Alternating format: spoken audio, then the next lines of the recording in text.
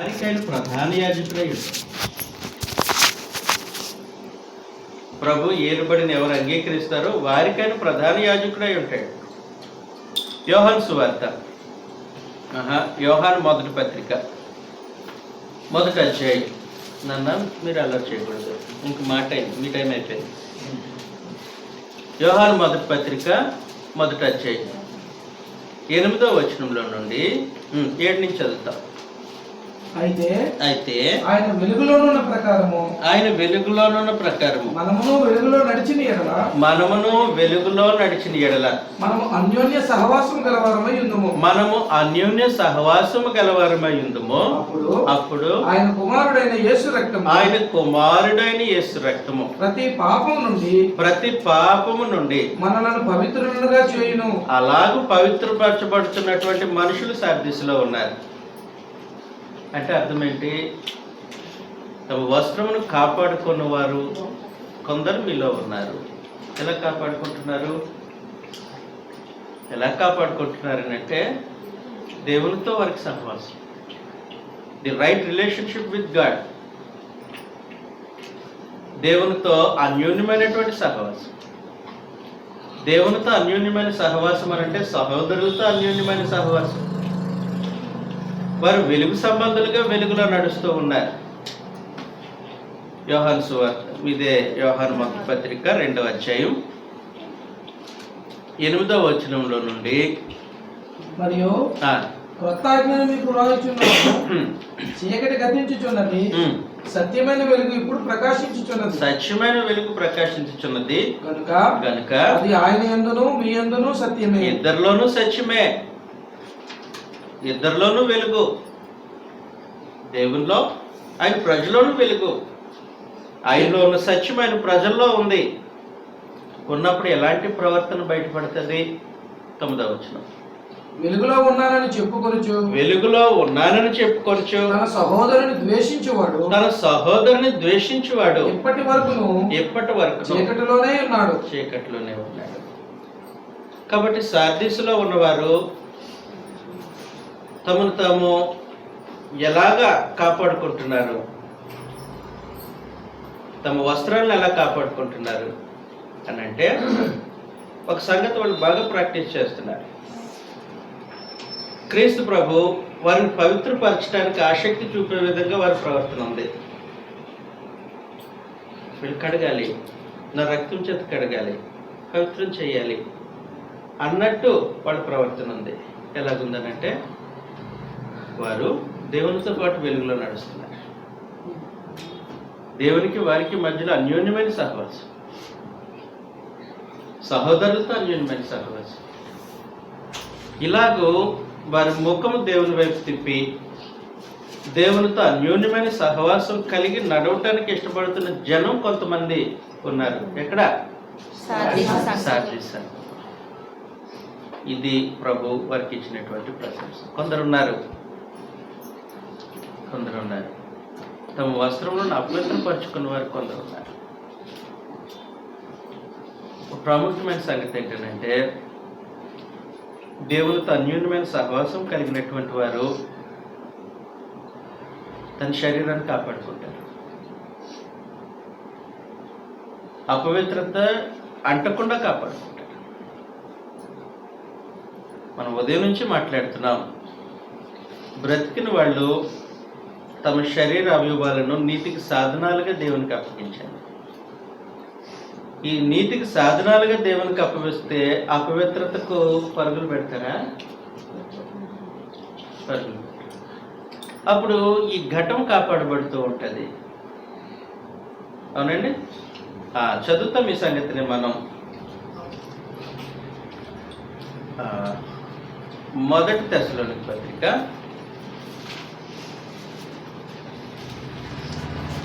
4వ అధ్యాయం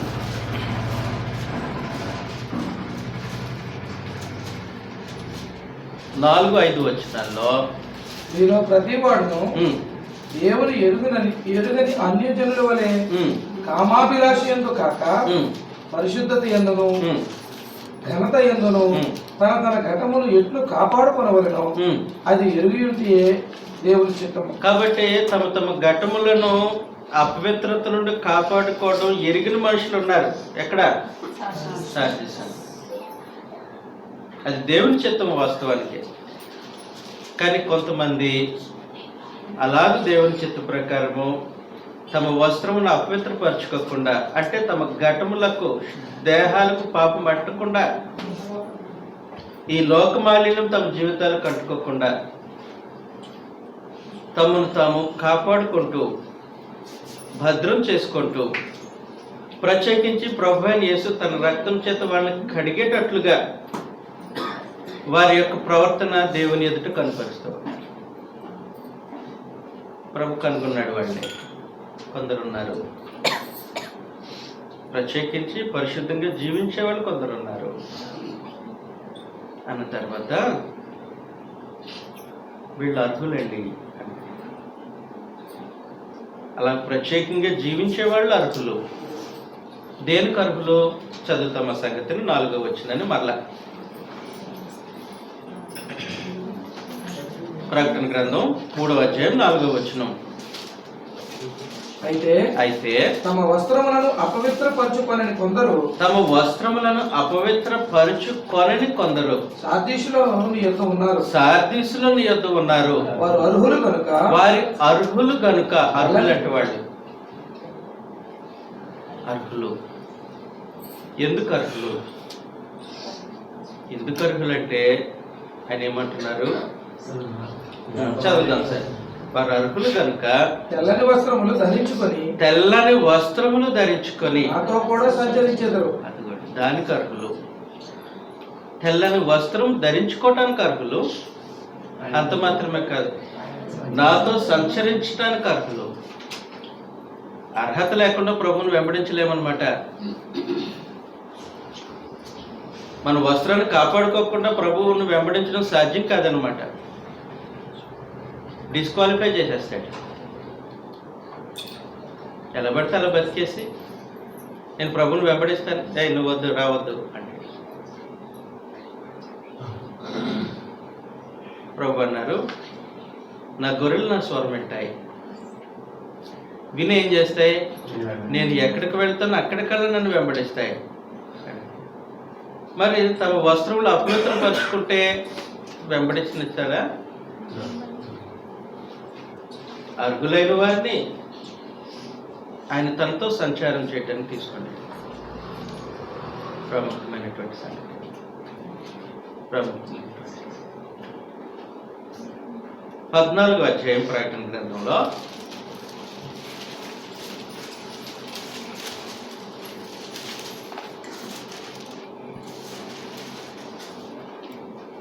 4వ వచనంలో ప్రత్యేకించి వీరు స్త్రీ సాంగత్యమున అపవిత్రులు కాని వారును, స్త్రీ సాంగత్యం ఎరిగిన వారును, అంటే లోక సాంగత్యము ఎరిగిన వారును, అంటే తమ తమ తమ వస్త్రాలను అపవిత్రపరచుకొని వారు. గొర్రెపిల్ల ఎక్కడికి పోవునో, గొర్రెపిల్ల ప్రభు అనేసి ఎక్కడికి పోవునో అక్కడికెల్లా ఆయనను వెంబడించురు. అర్హులు వెంబడిస్తారు. అర్హత కలిగిన వారు ఆయనతో సంచరించడానికి వీలుంటది. సార్దీసులో కొందరే అర్హులు, సంఘమంతా అర్హులు కాదు. అవునా? మరి అందరికీ ఒకే ఉపదేశం కదా. ప్రభు ప్రత్యేకించి ఏం మాట్లాడారు? మీరు ఎలాగో ఉపదేశింపబడుతురో అంటే ఉపదేశం అందరికీ కరెక్టే. ఉపదేశం అందరికీ కరెక్ట్గానే వెళ్తుంది. ప్రభు తాను అనుగ్రహించేటువంటి ఆత్మ సంబంధమైనటువంటి ప్రతి ఈవి సమానంగా పంచబడుతుంది. దాంట్లో 2 గుంపులు ఉన్నారు. నిద్రపోయి చనిపోయిన స్థితిలో కొంతమంది ఉన్నారు. తమ వస్త్రములను కాపాడుకొని అర్హులుగా ప్రభువును వెంబడించడానికే. కాబట్టి ప్రశంస. తమ వస్త్రములను అపవిత్ర కాకుండా కాపాడుకునే వారు కొందరు ఉన్నారు. వారు అర్హులు, వారు నాతో కలిసి సంచరిస్తారు అని చెప్పారు. కాబట్టి సార్దీసులో ఉన్నటువంటి సంఘానికి ఇవ్వబడినటువంటి ప్రశంస ముందు పెట్టలే. ప్రశంస ఎందుకని? వాళ్ళు తక్కువ మంది ఉన్నారు.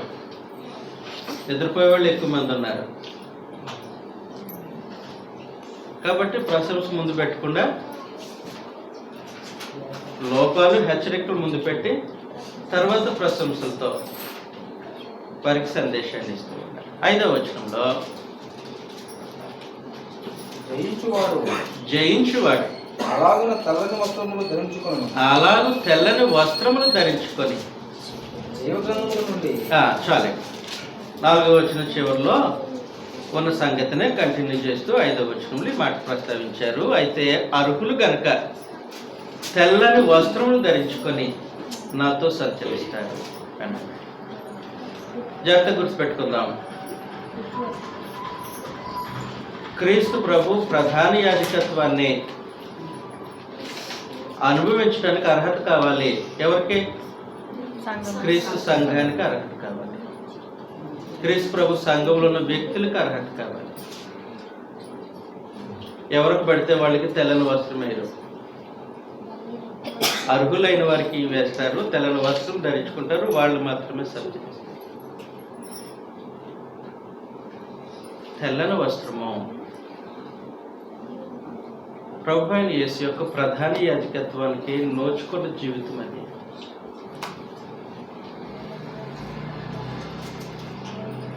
అనేక సార్లు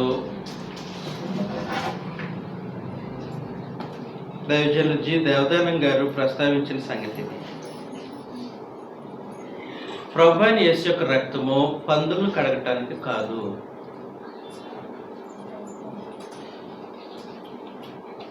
ఏంటి పందులు? పందికి ఒక స్వభావం ఉంటుంది. కడగబడిన పంది మరలా బురదలో దొరికినట్టు. అలా ఒకసారి కడగబడిన తర్వాత మరలా బురదలో దొరికే వాటిని కడగటానికి కాదు ప్రభు రక్తం. కడగబడిన తర్వాత మరలా మలినం అంటుకోకుండా తమను తాము భద్రం చేసుకుంటారు చూశారు, వాళ్ళ కొరకు ప్రభు రక్తం. వారిని పవిత్రపరచడానికి ప్రభు యొక్క రక్తం. వారి పక్షంగా ప్రధాన యాజకత్వం చేయడానికి ప్రభు యొక్క రక్తం. అర్థమవుతుంది కదా? కాబట్టి ఎవరు ప్రభు తన రక్తం చేత శుద్ధీకరిస్తారు అని అంటే అర్హులైనటువంటి వారిని శుద్ధీకరిస్తారు. ఆ అర్హులైనటువంటి వారిని శుద్ధీకరించిన సంగతే ఏమన్నారనంటే అర్హులైనటువంటి వారికి తెల్లని వస్త్రం ధరించారు.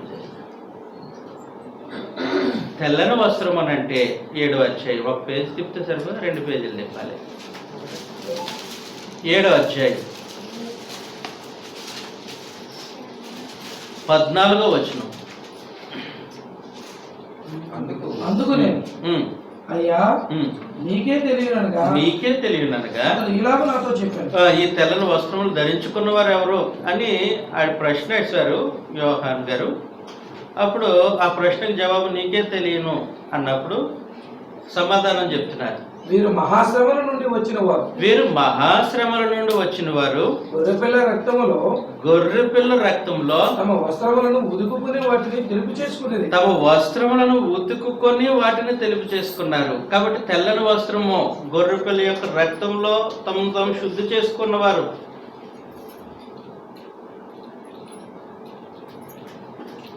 అర్హులైనటువంటి వారిని గొర్రెపిల్ల యొక్క రక్తం కడుగుతాడు. అర్థమవుతుంది కదా? నేను ఇలాగే బతుకుతాను, నేను ఇలాగే ఉంటాను, అలాంటి వాళ్ళని క్రీస్తు ప్రభు రక్తం కడగదు. అలాంటి వాళ్ళు క్రీస్తు ప్రభు రక్తం కడగదు. లోపం కనుక్కున్నాం, దిద్దుకుంటాము, దాన్ని విడిచిపెడతాము అని ప్రభు అయిన యేసు ముందు ఒప్పుకొని విడిచిపెడితే క్రీస్తు ప్రభు రక్తం కడగదు. సార్దీసులో కొందరు ఉన్నారు. ఉన్నవాళ్ళు ఎలాంటి వాళ్ళు అని అంటే లోక మాలిన్యం అంటకుండా తమ తాము కాపాడుకుంటారు.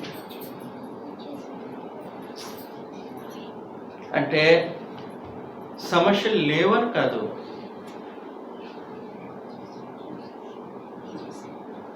పొరపాటు లేదని కాదు,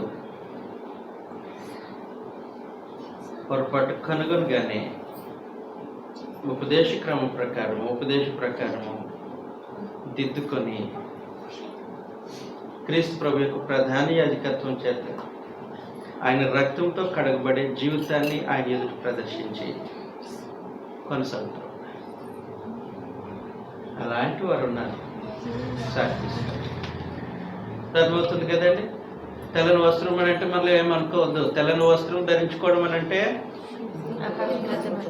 అమ్మా క్రీస్తు రక్తం చేత కడగబడిన జీవితాలు. ఎవరు పడితే వాళ్ళు కడగడు. ఆయన కండిషన్ ఉంది. ఎవరు కడుగుతాడు? ఆయనతో పాటు వెలుగులో నడిచిన వాళ్ళు కడుగుతాడు. ఒప్పుకొని విడిచిపెట్టే వాళ్ళు కడుగుతాడు. జీవితాన్ని దిద్దుకునే వాళ్ళు కడుగుతాడు. జీవిత విధానాన్ని మార్చుకునే వాళ్ళు కడుగుతాడు. అలాగ కడగబడుతున్న మనుషులు కూడా కొంతమంది ఉన్నారు. సాగిస్తారు. కాబట్టి అలాగ కడగబడుతున్నటువంటి మనుషులు నాతో పాటు సంచారం చేయటానికి వాళ్ళు అర్హులు. నేను వారికి యజమానుడిగా ఉండటానికి వారు అర్హులు. నేను వారికి కాపరిగా ఉండటానికి వారు అర్హులు. నా సంరక్షణలో జీవితాన్ని కొనసాగించడానికి వారు అర్హులు. కాబట్టి వాళ్ళు నాతో సంచరిస్తారు.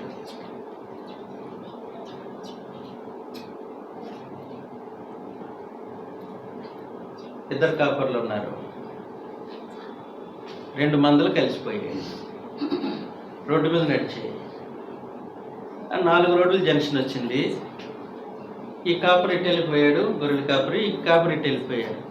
ఇప్పుడు చెప్పండి, ఏ గొర్రెలు ఎటు వెళ్తాయి?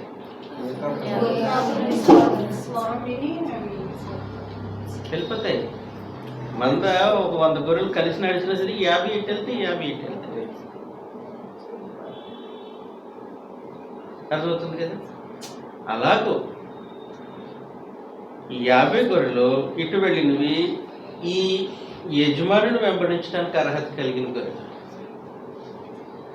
అవి ఆయన సొత్తు వెళ్ళిపోతాయి. ఇవి ఈయన సొత్తు వెళ్ళిపోతాయి. ఎటు కానీ అనాథ గొర్రెలు అక్కడే ఉంటాయి. ఎటు వెళ్ళాలో తెలియదు. అలాగూ ప్రభువైన యేసు తన రక్తంతో కడిగి శుద్ధీకరిస్తున్నటువంటి జనాంగం అర్హత కలిగి ఆయనను వెంబడిస్తారు. ఆయనను వెంబడించడానికి అర్హత, ఆయనను కాపరిగా కలిగి ఉండటానికి అర్హత, ఆయనను యజమానిగా కలిగి ఉండటానికి అర్హత. అలాంటి కొంతమంది మనుషులు సాధిస్తూ వాళ్ళతో ఈ విధంగా మాట్లాడుతూ ఉన్నారు. 5వ వచనం.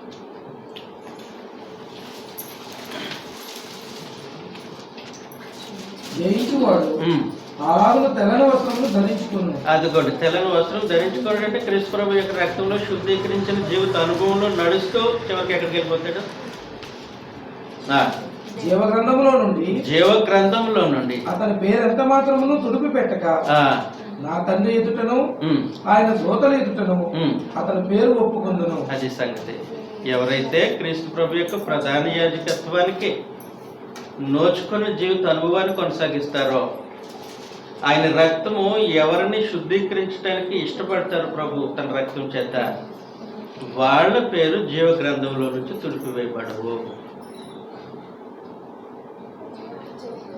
అంటే యేసు ప్రభు ప్రధాన యాజకత్వం అందులో నుంచి బయటకు వచ్చాడనుకో, ఇమీడియట్గా ఎక్కడ పేరు చెరిగిపోతుంది, జీవ గ్రంథంలో పేరు కొట్టే. జీవగ్రంథం గురించి మనకి సమాచారం తెలుసు.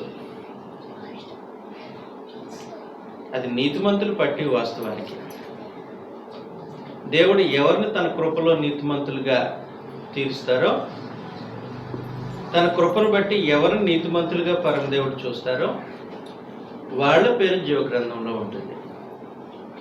కీర్తన గ్రంథం 68వ అధ్యాయం 69వ అధ్యాయం క్షమించండి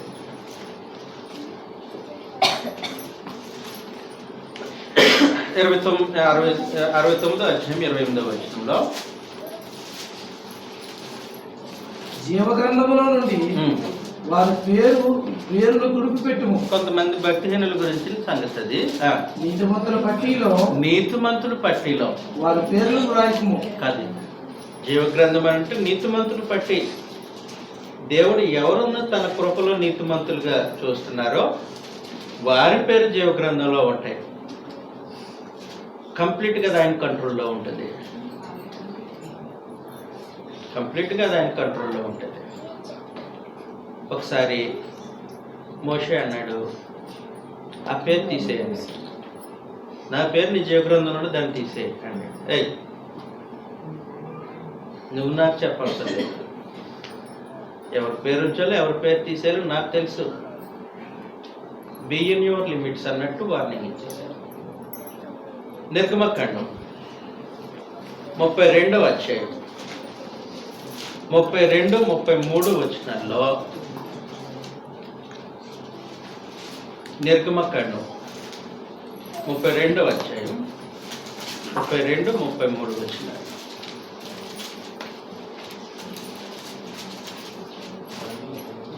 చదవండి సార్. 32 నిర్గమక 32 అధ్యాయం. అందుకు యెహోవా ఎవడు నా ఎదుట పాపం చేసినో ఎవడు నా ఎదుట పాపం చేసిన వాని నా గ్రంథములో నుండి వానిని నా గ్రంథంలో నుండి తుడిచివేయుదును. కాబట్టి నీవు వెళ్ళి నీవు నేను నీతో చెప్పిన చోటికి ప్రజలను నడిపించు. అది 32వ వచనంలో అన్నాడు, మోషే, అయ్యా నీవు వారి పాపములు ఒకవేళ పరిహరించుతువా లేని ఎడల నీవు వ్రాసిన నీ గ్రంథంలో నుండి నా పేరు తుడిచివేయమని బ్రతిమాలుకొనుచున్నాను, నా పేరు తీసేయి అంటే ఎవరు పాపం చేస్తే వాళ్ళ పేర్లు తీసేస్తాను, అది కంప్లీట్గా నా కంట్రోల్లో ఉంటుంది అనండి. కాబట్టి జీవగ్రంథం అనేది నీతిమంతులు బట్టి అది ప్రభు దేవుని యొక్క సంపూర్ణమైనటువంటి ఆధ్వర్యంలో ఉండే బట్టి ఆ గ్రంథానికి ఇంకొక పేరు ఏంటంటే గొర్రెపిల్ల యొక్క జీవగ్రంథం. జీవగ్రంథం అని అంటే మామూలు జీవగ్రంథం కాదు, అది గొర్రెపిల్ల యొక్క జీవగ్రంథం. ఆ గ్రంథంలో జగతోత్పత్తి మొదలుకొని పేర్లు రాయడం మొదలు పెట్టాడు పరమేశ్వరుడు. ప్రకటన గ్రంథం 13వ అధ్యాయం 8వ వచనంలో భూనివాసులందరూ అనగా జగదుత్పత్తి మొదలుకొని వధింపబడిన గొర్రెపిల్ల యొక్క జీవగ్రంథమందు ఎవరి పేరు రాయబడలేదు. అంటే జగతోత్పత్తి మొదలుకొని అంటే ఆదాము కాలం నుంచి మనుషుల యొక్క పేర్లు దేవుడు ఎవరిని నీతిమంతులుగా తన కృపలో చూస్తున్నారో వారి పేర్లు గ్రంథంలో రాయబడుతూ ఉన్నాయి. అలాంటి ఒక జీవ గ్రంథం ఉంది.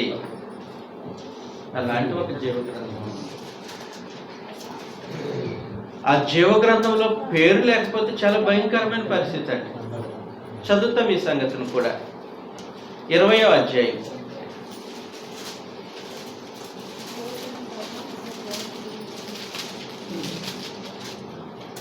12వ వచనంలో మరియు గొప్పవారేమి కొద్దివారేమి గుర్తైన వారందరూ ఆ సింహాసనం ఎదుట నిలువబడి ఉంటే చూచితిని. అప్పుడు గ్రంథము ఇవ్వబడెను, మరియు జీవగ్రంథము ఇవ్వబడెను. ఆ గ్రంథంలో యందు రాయబడి ఉన్న వాటిని బట్టి తమ క్రియలు చొప్పున మృతులు తీర్చుకుంది. కాబట్టి జీవగ్రంథం అని వేరొక గ్రంథం, దాంట్లో పేర్లు శాశ్వతంగా ఉండడం ప్రాముఖ్యం. అందులో పేరు నమోదు చేయడాన్ని బట్టి నిత్యత్వంలో దేవునితో సహవాసం అనుభవిస్తాం, పరలోకాన్ని స్వతంత్రించుకుంటాం. అంత ప్రాముఖ్యమైనది జీవగ్రంథం, కంప్లీట్గా దేవుని ఆధ్వర్యంలో. ఆయన ఎవరినైతే తన కృపలో నీతిమంతులుగా చూస్తారో వారి పేరు జీవగ్రంథంలో ఉంటుంది. అది గొర్రెపిల్ల యొక్క జీవగ్రంథం, దాంట్లో పేర్లు ఉన్నాయి, అర్హులైన వారి పేర్లు ఉన్నాయి. ప్రభు అంటున్నాడు, జయించు తెల్లని వస్త్రమును ధరింపజేస్తాను అన్న తర్వాత జీవగ్రంథంలో నుండి వారి పేరు ఎంత మాత్రమో. అయితే సార్దీస్లో 2 గుంపులు ఉన్నారని చెప్పాను కదా. ఆత్మ సంబంధంగా నిద్రిస్తున్న వారు, చనిపోయే జీవించున్నావని పేరుంది కానీ నువ్వు మృతుడివే అన్నాడు. ఆ గుంపు ఉంటుంది. తమ వస్త్రములను కాపాడుకొని క్రీస్తు ప్రభు రక్తంలో తెలుపు చేసుకొని ఆయనను వెంబడించే గుంపు ఉంటుంది. ఏ ఊర్లో ఉన్నారు? సార్దీస్లో ఏ ప్లేస్లో ఉన్నారు? క్రీస్తు ప్రభు సంఘంలో ఉన్నారు. క్రీస్తు ప్రభు సంఘంలో ఉన్నప్పటికీ కొంతమంది పేర్లు తుడిచేసే అవకాశం ఉంది. అర్హులైనటువంటి పేర్లు మాత్రమే ఉంచే అవకాశం ఉంది. ఇప్పుడు చెప్పిన పరిస్థితి.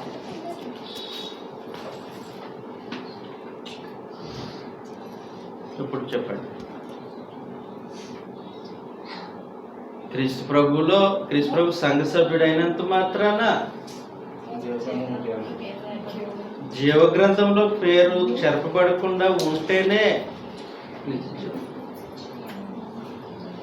ఇంకా అవ్వకపోతే అసలు పేరే ఉండదు అనుకోండి. క్రీస్తు ప్రభు సంఘ సభ్యుడు కాకపోతే అసలు పేరే ఉండదు.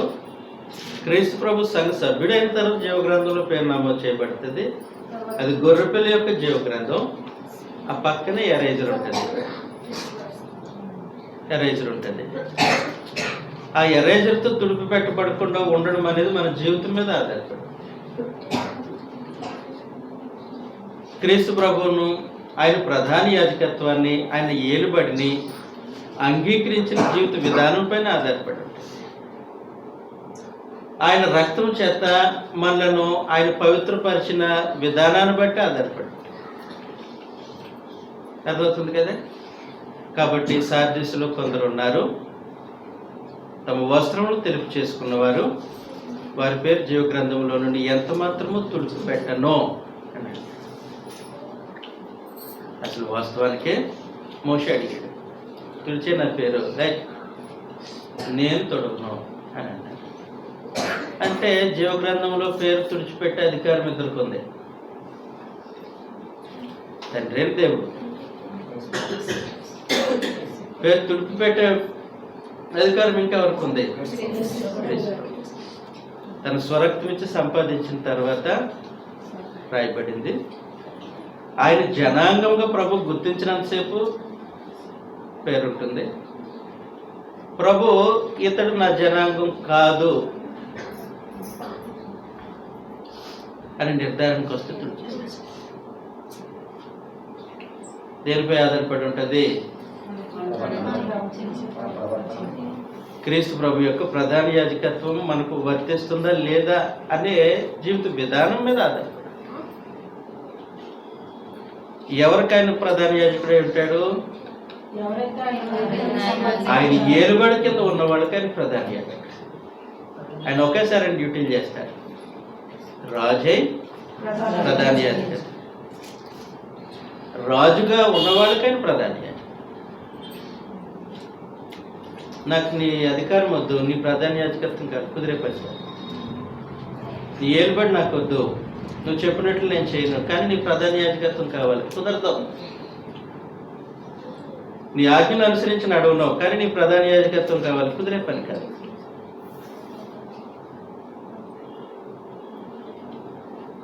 అలాంటి పరిస్థితుల్లో సమాచారం ఉంది. రైట్, ఇంకా ముగించేస్తానండి. 6వ వచనం కూడా చదివేద్దాం. 5 చివరిలో కూడా కొన్ని సంగతులు ఉన్నట్టున్నాయి. 5వ వచనం చివరిలో జీవగ్రంథంలో నుండి అతని పేరు ఎంత మాత్రమూ తుప్పి పెట్టక నా తండ్రి ఎదుటను ఆయన దూతల ఎదుటను అతని పేరు ఒప్పుకుంటాను. ఇది చాలా ప్రముఖం. ప్రభు చాలా పర్టికులర్గా ఉంటారు ఈ విషయంలో. ఆయనకు తన వారెవరో తెలుసు, తన జనాంగం కార్యవారు ఎవరో కూడా ప్రభు తెలుసు, ఖచ్చితంగా తెలుసు. 2వ తిమోతి పత్రిక 2వ అధ్యాయం 19వ వచనంలో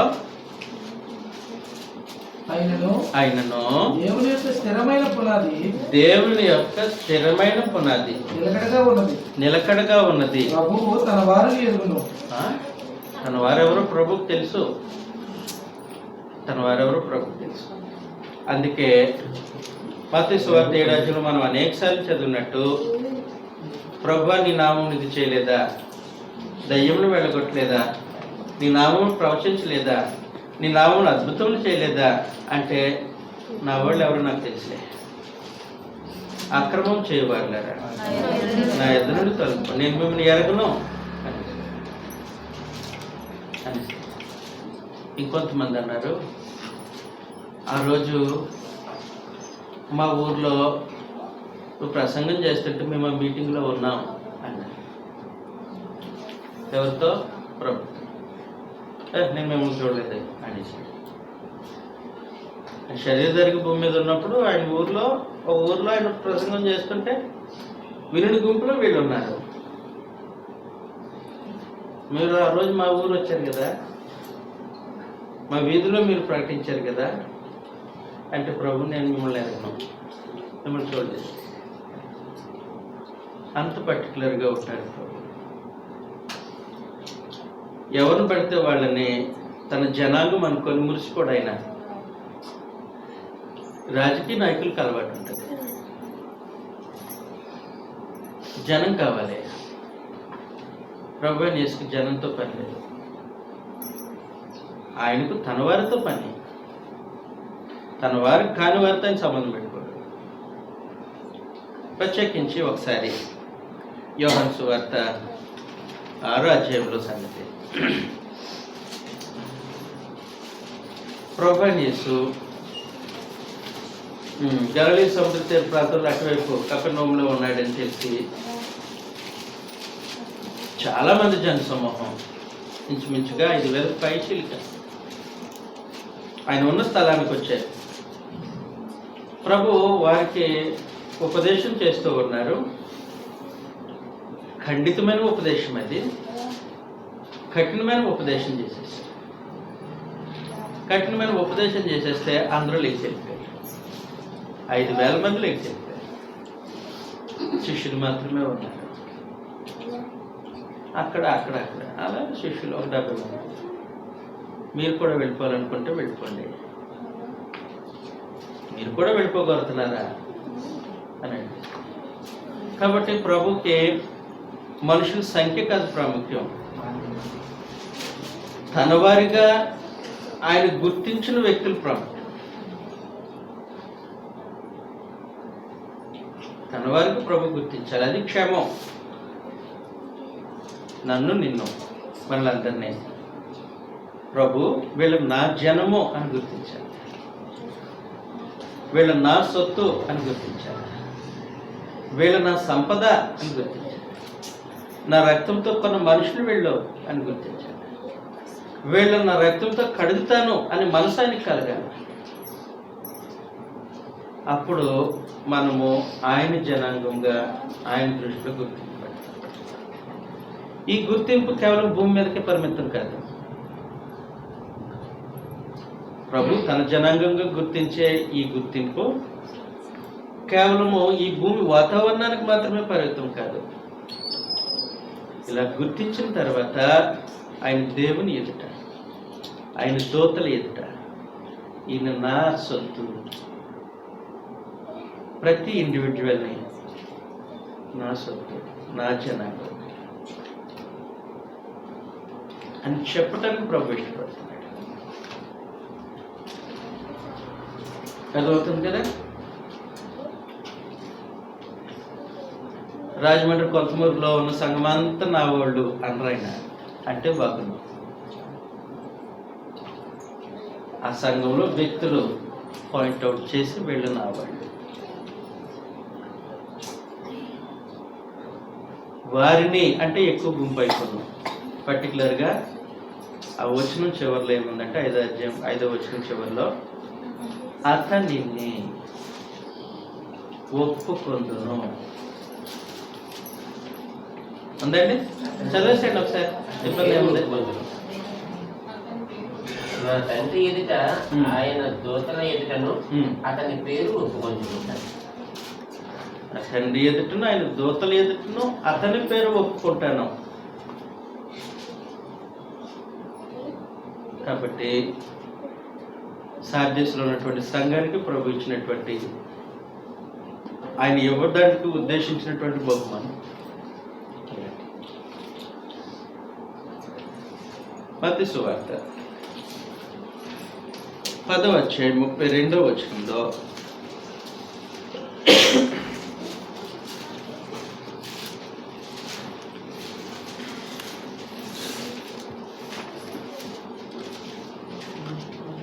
మనుషుల ఎదుట నన్ను ఒప్పుకుని వాడెవడో పరలోకమందున్న నా తండ్రి ఎదుట నేను వారిని ఒప్పుకుందును. అది సంగతి.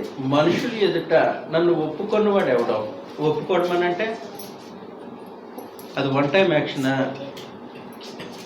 ఒకసారి చేసి ముగించేదా? బాప్తిస్మం పొందినప్పుడు యేసు ప్రభువుని నోటితో ఒప్పుకొని దేవుడు ఆయనను మృతుల్లో నుండి లేపనని నీ హృదయంలో విశ్వసించిన రక్షింపబడతావు.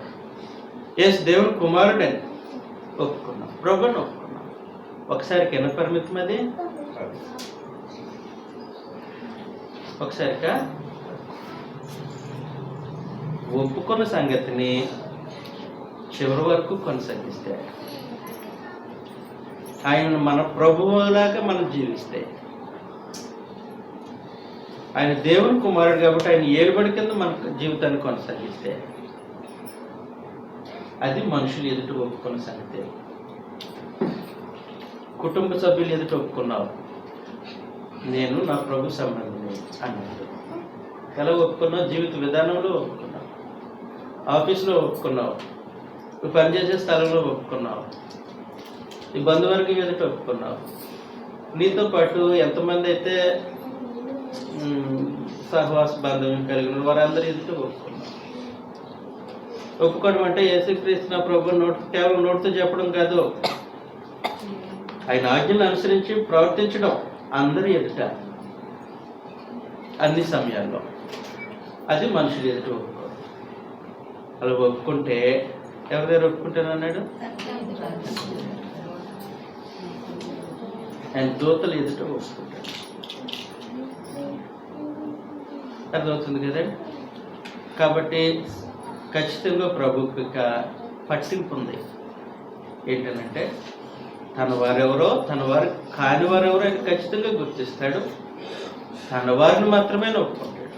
తండ్రి ఎదుట ఒప్పుకుంటాడు, ఆయన దూతలు ఎదుట ఒప్పుకుంటాడు. వీళ్ళలో కాదు, ఈ గుంపు కాదు, ఇది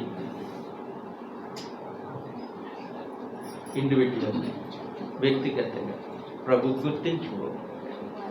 ఎంత గొప్పగా ఉంటుంది ఆ సంగతి, ఎంత అద్భుతంగా ఉంటుంది ఆ రోజు ప్రభు చేత మనం గుర్తింపబడిన రోజు. కాబట్టి సార్దీస్ సంఘానికి ప్రభు ఆయన యేసు ఇచ్చినటువంటి హెచ్చరికలు కొన్ని రెఫరెన్స్లు చెప్తున్న వర్క్ని రాసేసుకోండి, నోట్స్ రాసుకుని. మార్క్స్ సువార్త 8:38లోను 8వ అధ్యాయం 38, 12వ అధ్యాయం 8వ వచనంలో కూడా ఇప్పుడు మనం మాట్లాడుకున్న సంగతి రాయబడి ఉంది.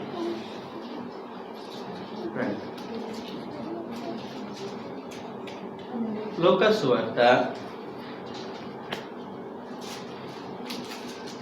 13వ అధ్యాయం 26 నుంచి మనం చూస్తే అక్కడ ఈ సంగతి మరి ఒకసారి ప్రస్తావించాం. కాబట్టి మీరు ఇంటికి వెళ్ళి చదువుకోండి, టైం లేదు. 6వ వచనం చదివేసి ముగించేసుకున్నాం.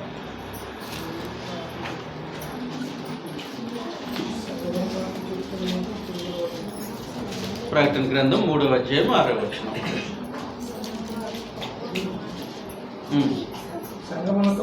సంఘములతో ఆత్మ చెప్పుచున్న మాట, మనకు చెవులు ఉన్నాయా? ఉంటే వింటాం. సంఘములతో ఆత్మ చెప్పుచున్న మాట అంటే ఈ సమాచారం కేవలం సార్దీస్ వారికేనా? మా ఊరు వాడికి కూడా అంటే మీ ఊరు వాళ్ళకి కూడా ఎక్కడైతే క్రీస్తు ప్రభు సంఘాలు ఉన్నాయో వారందరికీ వర్తించేమాట సార్దీస్కి ఇస్తున్నటువంటి సమాచారం.